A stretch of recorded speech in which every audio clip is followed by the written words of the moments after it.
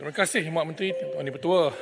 Kita maklum minggu lalu ada satu perhimpunan aman dianjurkan oleh Viva Palestina yang mana ada sedikit kontroversi yang ditimbulkan oleh penganjur pengerusinya Dr. Musa Nordin, ya, yang beliau mengatakan bahawasanya siapa yang bertakbir itu cenderung untuk menjadi orang yang konservatif dan ekstremis.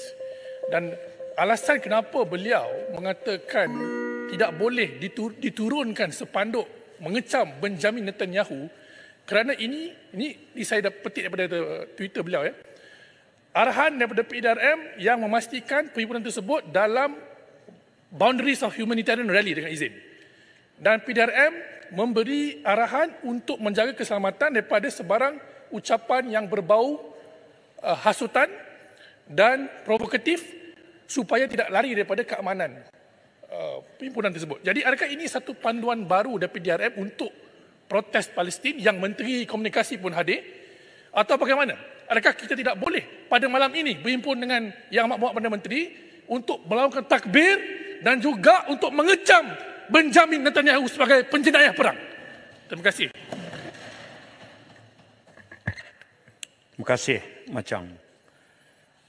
Tanggungjawab penganjur yang saya sebut tadi, syarahnya adalah perkara 6 1B. Memastikan bahawa dia, yakni penganjur atau mana-mana orang lain yang berada dalam perhimpunan itu tidak melakukan apa-apa perbuatan atau membuat apa-apa penyataan yang berkecenderungan untuk mengembangkan perasaan jahat atau permusuhan di kalangan orang awam, misalnya, ya. Kemudian dia adalah panjang dia punya ni, ya. Baik. Macam merujuk khusus kepada penganjuran Perhimpunan Solidariti Palestin yang dianjurkan oleh Viva Palestina oleh rakan kita Dr. Musa Nordin. Seperti disebut macam tadi, saya juga pagi ini buat sedikit homework, tengok balik dalam Twitter beliau, Dr. Musa. Saya quote, ya, isu takbir is a non-issue. Katanya Nurul Izzah dan Presiden Ikram Badli Shah said the takbir during their speeches. Many in the crowd did say takbir, which we did not stop. The MC just reminded that this is a multi-religious gathering and we ought to do chants which everyone can join in. Dia sambung, we were hoping to be inclusive in our humanitarian gathering. The chants led by our two performers were very well received and was the most exhilarating time of the rally. So panjang. Jadi gambarannya adalah himpunan itu yang dihadiri kurang lebih 300-400 orang, pelbagai agama, pelbagai bangsa, pelbagai latar belakang kecenderungan politik dan sebagainya. Jadi dia nak tunjukkan semangat solidariti. Jadi dalam mewujudkan suasana yang kondusif, dia kemudiannya menyebut bahawa ya, penganjur ada memaklumkan. Tapi kalau soalan asal apakah pihak kerajaan ada tu, saya sebutkan dasar itu saja. Macam isu pokoknya apa?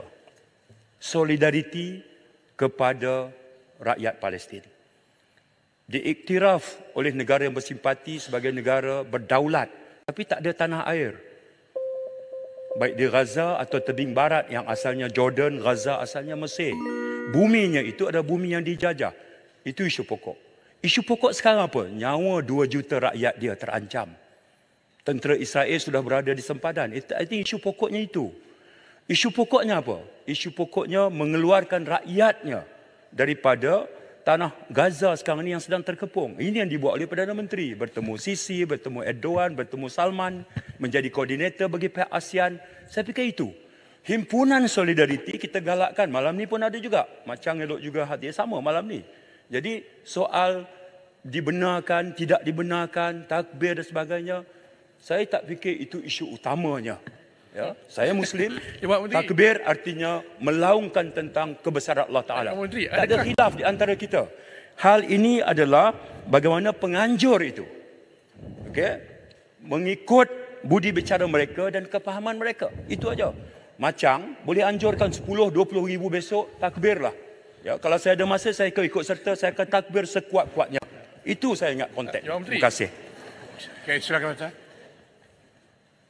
Saya lagi. Ya. Ya, Yang Menteri, cuma saya khawatir tentang takbir. Okay, Alhamdulillah, jelas. Cuma isu kita mengecam Benjamin Netanyahu sebagai penyerang perang. Apakah ada undang-undang antisemitism di Malaysia sehingga kan penganjur Viva Palestina ini tidak yang menghalang sepanduk kecaman yang jelas ke atas Benjamin Netanyahu dan Israel. Jadi ini yang saya, dia salahkan PDRM. Adakah ini SOP terbaru PDRM dalam kes ini atau bagaimana? Ataupun dia khilaf di situ? Saya percaya PDRM tidaklah sebegitu tegas dalam hal ini. Silakan. Baik, seperti yang saya sebut tadi, ya, macam di Parlimen ini kita tegaskan. Bila saya berdiri, perkara tentang pendirian kerajaan itu saya sampaikan dengan penuh tanggungjawab. Pengiktirafan kita terhadap Palestin, simpati kita terhadap mereka, itu tak ada siapa boleh petikai. Saya percaya Macang dan rakan-rakan sebelah sana memegang pendirian yang sama. Ya, soal kemudiannya apakah boleh atau tidak mengecam Benjamin Netanyahu, pendirian kita juga jelas. Ya, hakikat bahawa kita mengiktiraf perjuangan rakyat Palestin, dengan sendiri kita menidakkan sokongan.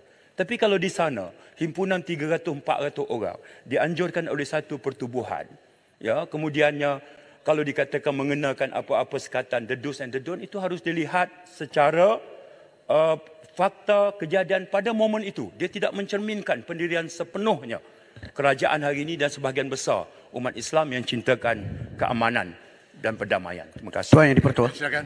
Tuan Yang di-Pertua. Mohon. Saya belah sini pula. Tadi dah habis belah sini dah. Sekarang belah sini pula. Mohon sikit aja. Belah sini dulu. Sikit saya cakap. Sikit aja. Yang berhormat, belah sini pula. Sikit. Yang berhormat, tolong. Tak payahlah bergaduh macam ni. Dia bukan saya berkata, saya nak betulkan sikit. Ada kesilapan Yang menteri. berhormat, saya bagi belah sini pula. Tolong. Menteri bagi saya sikit. Silakan. Sin belajar. Kita ada standing order. Speaker of the House Menteri yang akan pun benar kena atau belajar. tidak. Itu aja. Sekarang giliran sini. Hormatlah. Okey, Tak susah silakan. pun memberi hormat pada peraturan Dewan. Itu aja. Bila berkaitan dengan isu agama, Terima kasih menteri pun kena Yang belajar. di-Pertua. Soalan tambahan saya kepada Menteri ialah sekarang di bawah Akta Perhimpunan Aman 2012, penganjur perlu berikan notis 5 hari kepada pihak polis bila nak menganjur satu perhimpunan aman. Soalan saya, memandangkan situasi seperti yang kita nampak hari ini dengan kita perlu buatkan perhimpunan aman seperti solidariti bersama dengan Palestin dengan agak cepat ni, adakah 5 hari ini masih sesuai dalam konteks hari ini ataupun kerajaan ada hasrat tak untuk kita turunkan daripada 5 hari mungkin kepada 48 jam ataupun mungkin ada tak ketua polis ada kelonggaran untuk kita waive keperluan 5 hari ini kalau ada situasi yang perlukan. Terima kasih. Baik, terima kasih Menteri. Akta Perhimpunan Awam 2012, notis 7 hari. Dipinda 2019, notis dipendekkan kepada 5 hari. Akta Perhimpunan Awam 2012 tak benarkan perarakan, tak benarkan marching. Pindaan 2019 terhadap akta yang sama dibenarkan marching. Okey. Dan keadaan ini sebenarnya jauh lebih baik daripada Seksyen 27 Akta Polis zaman dulu lah, zaman kita dulu. Yang itu kena 14 hari, kena minta kebenaran pihak polis. Akta Perhimpunan Awam cuma perlu notify pihak polis, maklumkan. Yang secara spesifik tadi terbuat bangkitkan apakah pihak polis bersedia mengurangkan daripada 5 kepada 48 jam. Saya percaya pihak pasukan polis, kepimpinan polis hari ini, mereka akan gunakan kuasa budi bicara yang sesuai dengan keadaan semasa sekarang yang mungkin diamalkan secara case by case, tidak pada sepanjang masa. Sekarang ini permohonan untuk mengadakan himpunan solidariti ini berlangsung dengan begitu banyak sekali. Saya percaya pihak polis akan mengambil spirit to facilitate rather than to stop. Ya, terima kasih.